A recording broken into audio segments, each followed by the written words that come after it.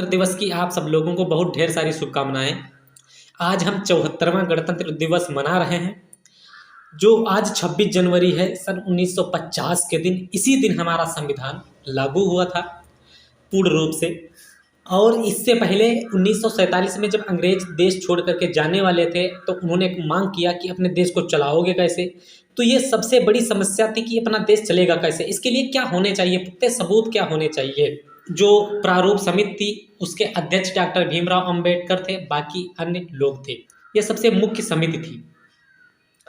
तो संविधान 26 नवंबर सन 1949 को बनकर के तैयार हो गया, लेकिन उस दिन लागू न किया गया। क्यों? इसके पीछे भी कारण था, इसका बहुत बड़ा है, तो इस शॉर्टकट में भी बता सकते हैं। और इसके पीछे एक वीडियो बनाएंगे इसके लिए, तो संविधान बता रहे हैं तो वीडियो बनाएंगे, तो आप लोग उसको देखिएगा जरूर। तो संविधान 26 जनवरी सन 1950 को लागू किया गया। लागू हो जाने के बाद में इसीलिए आज हम 26 जनवरी के रूप में मनाते हैं। इसमें सब लोगों ने बढ़ चढ़ के भाग लिया, हिस्सा लिया। सबसे ज़्यादा जो महत्व पढ़े लिखे उसमें थे, संविधान सभा में डॉक्टर भीमराव अंबेडकर थे और BN राव थे।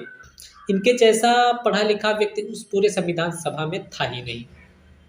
जब संविधान बनकर के तैयार हो गया, तो देखो सन 1947 के और 50 के बीच में जो डिस्टेंस रहा, तो ये लगभग 200 अनुच्छेदों से चलता रहा हमारा देश, और 200 अनुच्छेदों से चलता रहा। उसके बाद में पूर्ण रूप से लागू हुआ 1950 में 26 जनवरी को।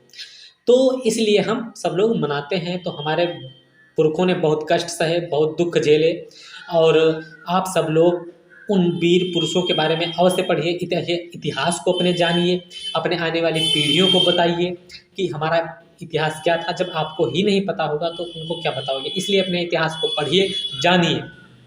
तो यही सारी चीज़ें हैं, क्योंकि हमारा समय देखिए, डॉक्टर भीमराव अंबेडकर ने कहा था, कोई को गाली देते हैं ना कि संविधान बेकार है, ये है वो है, कहा हम बेकार लिखा। अरे उन्हीं के समाज के, हमारे ही समाज के लोग कभी कभी कह देते हैं कि संविधान बेकार है।